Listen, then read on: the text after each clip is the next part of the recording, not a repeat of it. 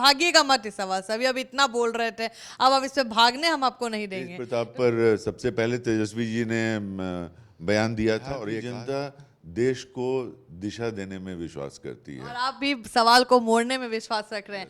बिहार को कहाँ पूछा जाता था यूपीए के टाइम? ऐसा है कि अभी हम फोर्थ इकोनॉमी नहीं बने हैं, ये भी बात गलत है। वो जो चार जो क्रिमिनल्स थे जिन्होंने इस हत्या को अंजाम दिया, आज वो चार कहाँ हैं? क्या उन्हें जमीन निगल गई, आसमान खा गया? नमस्कार, स्वागत है आपका सिटी पोस्ट लाइव में। मैं हूं मुस्कान प्रत्यूष। नरेंद्र मोदी की रैली हो गई है खत्म। अब इस पे बातचीत करने के लिए हमारे साथ मौजूद है करुणा सागर। कैसा लग रहा है? मोदी जी आए हैं बिहार में, बड़ा आप लोग को खटता है ये बात, क्या है? देखिए मुस्कान, मोदी जी, जहाँ तक बिहार वासियों का सवाल है तो बहुत सारे टूटे सपने, झूठे वादे, चुनावी जुमले, इसके सौदागर वो रहे हैं और इसलिए बिहार वासी उन पर विश्वास नहीं करते हैं। और ऐसा मैं क्यों कह रहा हूँ? 2015 में मोदी जी आए थे और उन्होंने बिहार वासियों की बोली लगाई थी खुलेआम, कितनी कीमत है, और जाके 1,25,000 करोड़ रुपए रुके थे। आज तक उसमें से एक चवन्नी भी बिहार ने नहीं देखा। वो मोतिहारी में आए थे, उन्होंने कहा कि यहाँ शुगर मिल बनेगा और अगली बार जब हम आएंगे तो इसी शुगर मिल में बने हुए चीनी के चाय को पिएंगे। आज तक वो शुगर मिल जैसे का तैसा है। मुजफ्फरपुर में एयरपोर्ट बनना था, पूर्णिया में एयरपोर्ट बनना था, सारे के सारे वादे वैसे ही के वैसे हैं। और विक्रमशिला में केंद्रीय विश्वविद्यालय बनना था, वो नहीं बना। आज जो हमारे मुख्यमंत्री हैं वो पटना यूनिवर्सिटी के कार्यक्रम में करबद्ध प्रार्थना उन्होंने की थी प्रधानमंत्री से कि पटना यूनिवर्सिटी, जिसको कि ऑक्सफोर्ड ऑफ ईस्ट कहा जाता है, उसको सेंट्रल यूनिवर्सिटी का दर्जा दिया जाए। वो भी नहीं हुआ। तो एक लंबी फहरिस्त है। और हाल के दिनों में जब यूपीए की सरकार थी तो बिहार का जो सेंट्रल स्कीम्स होता था उसमें 75 से 90% तक सब्सिडी केंद्र सरकार की तरफ से दी जाती। बिहार को कहाँ पूछा जाता था यूपीए के टाइम? मैं आपको फिगर बता रहा हूँ, 75 से 90%, और आज ये घट के 50 से 60% हो गया है। तो जो सेंट्रल स्कीम्स होते हैं, उस जगह 1,00,000 रुपए का स्कीम है तो बिहार सरकार को उसमें अब कम से कम 40 लाख 50 लाख रुपए देने होंगे। इस बार मोदी जी अभी जो आए हैं उसमें 50,000 करोड़ का दे के गए ना सौगात बिहार को। मोदी जी आते हैं, बोलते हैं, जमीन पर कुछ दिखता नहीं है। और प्रॉब्लम यही है कि उनके खुद के गृह मंत्री ने कहा कि भाई जो चुनावी वादे होते हैं उन्हें गंभीरता से नहीं लेना चाहिए, वो जुमले होते हैं, चुनाव के समय बोले जाते हैं, वोट के लिए बोले जाते हैं। और मोदी जी इसी कला के माहिर हैं। इसीलिए जब वो आए बिहार में तो बिहार, पटना की जनता को क्या मिला? ट्रैफिक जैम मिला, लोगों को ऑफिस से घर पहुंचने में दिक्कतें हुई। ये तो प्रोटोकॉल है कि पीएम आते हैं तो यही सब दिक्कतें तो आती ही हैं। एक चीज, आप लोग भी तो पीएम के सीट पे रहे हैं कितना टाइम, ये तो आप लोग को एक्सपीरियंस होगा। एक चीज बताइए, मोदी जी जब 22 अप्रैल को 26 भारतीय महिलाओं की सिंदूर को कुछ दरिंदों ने पोंछने का काम किया, 24 तारीख को कांग्रेस अपने सेंट्रल वर्किंग कमेटी की मीटिंग कर रही थी और उसमें कांग्रेस ने यह डिसाइड किया कि प्रधानमंत्री जो कदम इसके लिए उठाएंगे हम उसका पूरा का पूरा समर्थन करेंगे। और उसी दिन प्रधानमंत्री मधुबनी में आके चुनावी सभा कर रहे थे और यहाँ के मुख्यमंत्री के साथ चूहलबाजी कर रहे थे, हंस रहे थे, मुस्कुरा रहे थे। इसके वीडियोस आप लोगों ने ही दिखाए हैं हम लोग। लेकिन अनाउंसमेंट बिहार से ही किया ना कि अब हम इसका बदला लेंगे, पाकिस्तान को उसकी औकात दिखाएंगे। ऑपरेशन सिंदूर जितने सवाल का जवाब दिया नहीं, उससे ज्यादा सवाल खड़े हो गए हैं। अब देखिए, मैं कुछ सवालों की बात करता हूँ। जब हम लोगों ने कहा कि विपक्ष पूरी तरह से साथ है, तो हमने कहा ऑल पार्टी मीटिंग बुलाइए। 2 बार मीटिंग बुलाई गई, दोनों बार खड़गे साहब गए, राहुल जी गए, बाकी सभी पार्टी के नेता लोग गए, प्रधानमंत्री नहीं आए। अब उसके बाद कांग्रेस ने कहा कि आप एक पार्लियामेंट का स्पेशल सेशन बुलाइए या ऑल पार्टी मीटिंग बुलाइए जिसमें आप खुद रहें, क्योंकि कुछ ऐसे सवाल इस समय देश के सामने खड़े हो गए हैं जो हमारी पूरी की पूरी विदेश नीति को बदलती हुई दिख रही है। जिस दिन सीज फायर हुआ उस दिन 5 बजे भारत में अनाउंसमेंट सीज फायर का किया, भारत और पाकिस्तान ने, और 3:30 बजे डोनाल्ड ट्रंप ने ट्वीट करके कह दिया कि मैंने इन लोगों को बुलाया और इन लोगों को वार्न किया कि तुम्हारा ट्रेड बंद कर देंगे, इसलिए तुरंत का तुरंत सीज फायर करो। और इस बात को उन्होंने 8 बार दोहराया और ये भी कहा, जो बहुत महत्वपूर्ण है विदेश नीति के हिसाब से, कि भारत और पाकिस्तान ये मान गया है कि किसी न्यूट्रल वेन्यू पर हम लोग मेडिएशन की बात करेंगे। आज तक जो हमारी विदेश नीति रही है इस देश की, वो ये रही है कि जो भारत और पाकिस्तान के बीच में जितने भी मामले लंबित हैं वो बाइलैटरल हैं और हम आपस में उसको बात करके उसका फैसला करेंगे, और शिमला एग्रीमेंट में भी यही बात हुई थी। तो क्या पूरी की पूरी विदेश नीति बदल गई? उसके बाद आगे बढ़िए, आपके विदेश मंत्री एस जयशंकर ने कहा कि पाकिस्तान को इस हमले की पहले सूचना दे दी गई थी। अब ये बताइए, ये कौन सा ऑपरेशन था जिसमें कि जो मुल्क है जिसके खिलाफ आप एक्शन लेने जा रहे हैं उसको आप ये बता रहे हैं कि भाई हम अटैक करने जा रहे हैं, और इसीलिए शायद हमें शुरू में नुकसान उठाना पड़ा। और जब सेना के अधिकारियों से पूछा गया, एयरफोर्स के चीफ से पूछा गया कि क्या हुआ, सुना कि कुछ राफेल प्लेन गिराए गए हैं, तो उन्होंने क्या कहा, वॉर में लॉस और गेन ये होता है। मतलब आप लोग खुश नहीं है, मतलब ऑपरेशन सिंदूर से आप लोग खुश नहीं है, मतलब आप लोग की नजर में वो सक्सेसफुल नहीं है, राइट? देखिए, ऑपरेशन सिंदूर मैंने क्या कहा, हम सेना के शौर्य को सलाम करते हैं और पूरा देश इस बार सरकार के पीछे खड़ा था। कोई कहीं कोई आवाज नहीं थी जो सरकार के विरुद्ध हो। सरकार को इस तरह का समर्थन मिलना बहुत अपने आप में एक बड़ी बात थी, और उसका जो फायदा मिलना चाहिए था जब ये ऑपरेशन सिंदूर हो रहा था, तो विश्व गुरु जो बोलते हैं कि उनकी विदेश नीति बहुत सक्सेसफुल है, दुनिया के किसी भी एक देश ने हमारा साथ नहीं दिया। और किसने थोड़ा साथ दिया फिर बदल गया? इजराइल। किसने थोड़ा साथ दिया फिर बदल गया? तालिबान। तो अब हमारी स्थिति ये हो गई है कि हमारी विदेश नीति तालिबान और इजराइल के आधार पर चलेगी।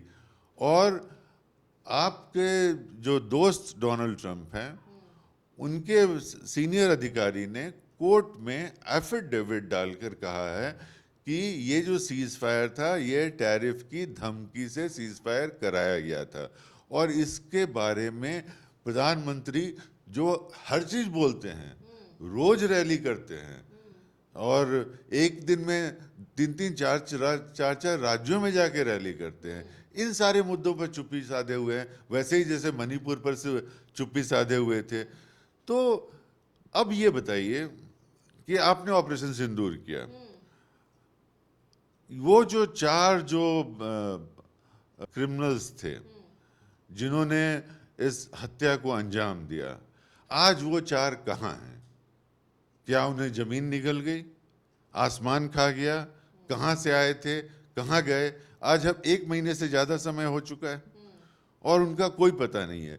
तो जब तक ये हत्यारे जिंदा हैं, आपको लगता है कि जिन बहनों की सिंदूर पोछी गई हैं उनकी आत्मा को शांति मिलेगी क्या? तो ये सवाल तो उठना लाजिमी है ना। आपके सवाल का हम बिल्कुल बीजेपी से जवाब भी लेंगे, लेकिन अब मेरे सवाल का आपको जवाब देना है। ये बताइए, जब प्रधानमंत्री बिहार का इतना दौरा कर रहे हैं तो नुकसान तो आप लोग को होगा ही, क्यों? मैंने आपको राहुल गांधी पहले बिहार नहीं आते थे, अब विधानसभा चुनाव आया तो राहुल गांधी भी आ रहे हैं, मोदी जी भी आ रहे हैं, किसका इम्पैक्ट ज्यादा पावरफुल पड़ेगा? देखिए, हम कल भी नवादा में थे और लोगों से ही चर्चा कर रहे थे। आप अगर रिसेंट टाइम्स में सर्वेस को देखिए तो राहुल गांधी जी का ग्राफ ऊपर जा रहा है और प्रधानमंत्री का ग्राफ नीचे आ रहा है, और उसका कारण यही है कि प्रधानमंत्री की विश्वसनीयता खत्म हो गई है। अब उन्हें सभी जुमलेबाज मानते हैं, और जैसा हमने आपको पूरा इतिहास बता दिया कि अब बिहारी कैसे विश्वास करेंगे। राहुल गांधी का ग्राफ ऊपर जा रहा है मतलब राजद स्ट्रांग दिख रही है, क्योंकि बिहार विधानसभा चुनाव की बात हो रही है ये तो। बिहार विधानसभा चुनाव की बात हो रही है और हम महागठबंधन में हैं और महागठबंधन में चुनाव लड़ने जा रहे हैं।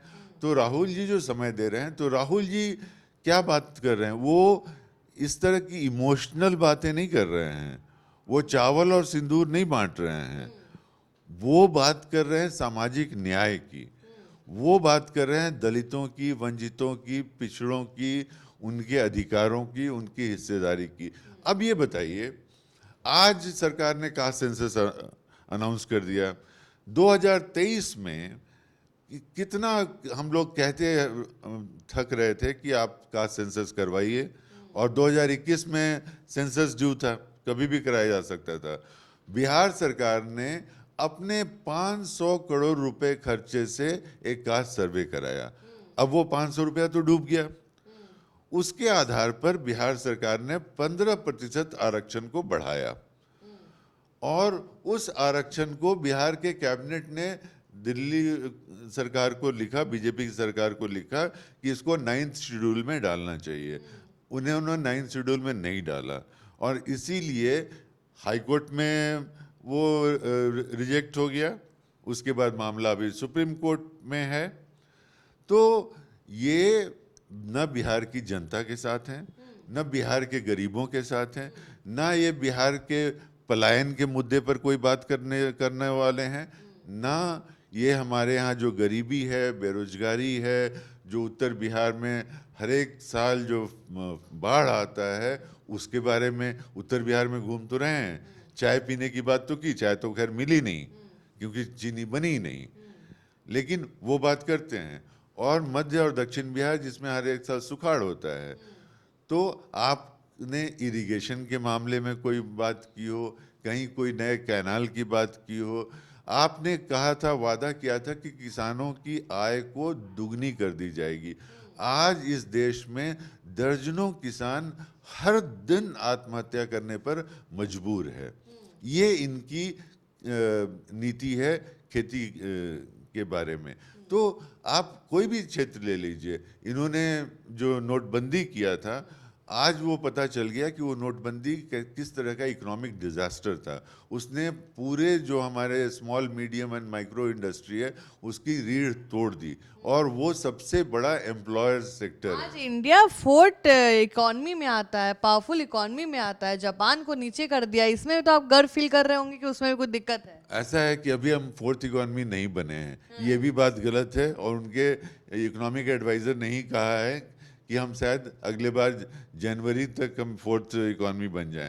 लेकिन आप 4th इकोनॉमी की बात करते हैं, और 4th इकोनॉमी की बात हम एक मिनट मुस्कान, एक मिनट, मैं आप ही का सवाल जवाब दे रहा हूं। आप 4th लार्जेस्ट इकोनॉमी की बात करते हैं, जीडीपी के आधार पर आप बात करते हैं। 85 करोड़ भारतीयों को हर महीने 5 किलो अनाज सरकार दे रही है। तो 140 करोड़ में 85 करोड़ भारतीय जो हैं वो 5 करोड़ अनाज के मोहताज हैं। तो ये किस अर्थव्यवस्था की बात कर रहे हैं आप? अडानी की और अंबानी की संपत्ति को जोड़ के और अपने जीडीपी को दिखाने की कोशिश कर रहे हैं। वस्तु स्थिति ये है कि आज बेरोजगारी आज़ादी के बाद कभी भी इस सीमा पर नहीं पहुंची थी जहां पर पहुंच गई हैं। आप अभी युवा हैं, आप जानती हैं जॉब मार्केट को, मुझसे बेहतर जानती हैं, और आप देख रही हैं कि एक एक कंपनियां रोज ले ऑफ कर रही हैं। जो लोग नौकरी की तलाश में इंतज़ार कर रहे हैं, नौकरियां नहीं हैं। और बिहार की बात करें तो यहाँ तो हालत ये है कि कोई भी परीक्षा ऐसी नहीं होती है जिसमें पेपर लीक नहीं होता है। आपने देखा कि यहाँ के विद्यार्थी गर्दनी बाग से गांधी मैदान तक महीनों बैठे रहे और उन्होंने लाठी खाई, पानी के बौछार सहे, लेकिन उनका कोई निराकरण नहीं हुआ। शिक्षकों की बहाली का क्या हाल है आप जानते हैं। इस राज्य में शिक्षा, स्वास्थ्य की जो स्थिति है, जो पर कैपिटा इनकम की बात है, जो पर कैपिटा इन्वेस्टमेंट की बात है, तो मैं नहीं, नीति आयोग के डॉक्यूमेंट को निकाल के देख लीजिए और बिहार इन सभी मापदंडों में सबसे नीचे से शुरू होता है। तो 20 साल से नीतीश जी की सरकार है, पिछले 11 साल से इसमें आप लोग भी तो जुड़ गए थे, राजद तो जुड़ गई थी। कुछ समय के लिए हम लोग आए थे। जब जैसे देखिए 17 महीने के लिए आए थे तो हम लोगों ने करीब 4.5 लाख नौकरियों का सृजन ही नहीं किया, उसको दिया। इस गांधी मैदान में उसके पहले आपने कभी लोगों को नौकरी का पत्र लेते हुए देखा था? उसके बाद फिर कभी कुछ हुआ नहीं। तेजस्वी जी उस समय स्वास्थ्य मंत्री थे। स्वास्थ्य मंत्रालय में करीब 1.25 लाख नौकरियों का सृजन करके उसकी फाइल को बढ़ा दिया गया था। आज वो फाइल कहाँ है किसी को पता नहीं है। तो हमारा ट्रैक रिकॉर्ड जो है वो है जनता को, आम जनता की बातों को करने के लिए, और ये इमोशनल बातें करते हैं। आप बीजेपी के प्रवक्ताओं से बात कीजिए ना, तो कथावाचक की तरह बात करते हैं। वो मुद्दों की बात नहीं करते, मुद्दों से डरते हैं, मुद्दों से भागते हैं, क्योंकि मुद्दों के बारे में उनके पास जवाब नहीं है। और आप सरकार में हैं तो जवाब तो आपसे मांगा जाएगा। अब थोड़ा ट्रेंडिंग टॉपिक पे आते हैं। हम मोदी जी पे बात कर लिए, इकॉनमी पे बात कर लिए।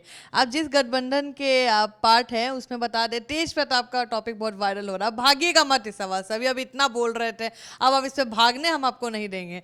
तो तेज प्रताप यादव पर क्या बोलिएगा? अभी अनुष्का यादव का नाम आया, लालू जी बोले कि हम निष्कासित करते हैं, फैमिली से, जायदाद से, पार्टी से निकाल दिया। उसके बाद अब निशु सिंह का नाम भी सामने आ रहा है, क्या बोलिएगा उस पर? देखिए, पहली बात तो मुस्कान, मैं आरजेडी का प्रवक्ता तो हूं नहीं। अब राजद में पहले रहे ना जी, राजद से ना कांग्रेस में गए हैं, तो अब थोड़ा अपने टिप्पणी दीजिए। नहीं, मैं उसके बारे में बताता हूँ। देखिए, मुझे लगता है कि इसमें दो एंगल है। एक पारिवारिक एंगल है, एक परिवार के अंदर का मामला है, और उसमें परिवार के मुखिया जो लालू जी हैं उन्होंने अपने विवेक से जो एक्शन लेना चाहिए था वो लिया। दूसरी बात आप करेंगे कि जो ऐश्वर्या की बात है, तो फैमिली कोर्ट में उनका जो डिवोर्स पिटीशन है वो पेंडिंग है। तो अगर इस प्रकरण का कोई असर पड़ेगा तो ऐश्वर्या उन मामलों को फैमिली कोर्ट में उठाएंगी और फैमिली कोर्ट उसका निर्णय करेगा। तो हम और आप कैमरे पर इस बात को कैसे डिस्कस? नहीं, अब हम आपको बताते हैं, जब कोई पॉलिटिकल लीडर, कोई पब्लिक फेस होता है और उसका जब ऐसा बात आता है, क्योंकि कहीं ना कहीं हम लोग उनको देख के सीखते हैं, पब्लिक सीखती है, इन्फ्लुएंस होती है। तो जहाँ पे तेज प्रताप का ऐसा फैमिली चीज आ रहा है कि अनुष्का यादव से शादी किया है, लालू जी बोल रहे हैं कि हम ये सब एक्सेप्ट नहीं करेंगे, तो चुनाव में तो इसका पड़ेगा ना प्रभाव। तेजस्वी जी कुछ नहीं बोल रहे थे, जैसे मोदी जी का ट्वीट मारे लंबा सा तेजस्वी जी, ये नहीं बोले, मुंह नहीं खुला, नीतीश कुमार के हेल्थ पे अपडेट नहीं लिए, तेज प्रताप पे नहीं बोले। तेज प्रताप पे आप लोग बात क्यों नहीं कर रहे? नहीं, तेज प्रताप पे मतलब उसको एक्सेप्ट कर रहे हैं कि तेज प्रताप सही है?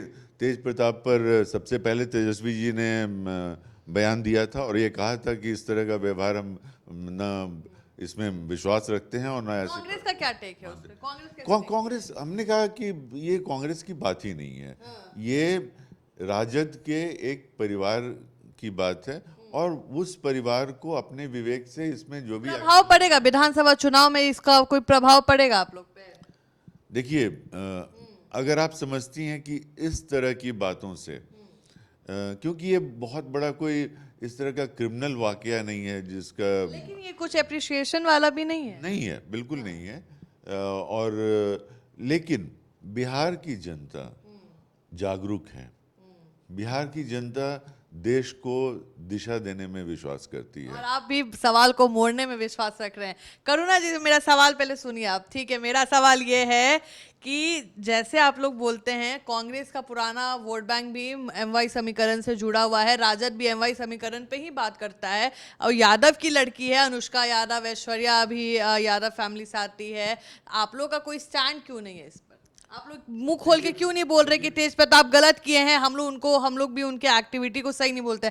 आप लोग बोल रहे हैं कि लालू जी जो बोल दिए वो सही बोले। देखिए मुस्कान, आप भी पब्लिक लाइफ में हैं। अगर आपके परिवार में कोई बात होती है तो उसके बारे में किसी और को टिप्पणी करने की जरूरत नहीं है। और इस देश की, जैसे मैंने क्या कहा कि वो मामला कोर्ट में लंबित है। अगर कोई बात ऐसी होती है जिसका कोर्ट को संज्ञान लेना चाहिए या कोर्ट संज्ञान लेगी तो कोर्ट उसका संज्ञान लेगी और उसके आधार पर आगे करेगी। और आप भी जानती हैं एक पत्रकार, जिम्मेवार पत्रकार के नाते, कि जब कोई मामला कोर्ट में लंबित होता है तो उसके ऊपर कमेंट करना सही नहीं होता है, क्योंकि ये कोर्ट का विशेषाधिकार है और उसमें हम छेड़छाड़ नहीं कर सकते हैं।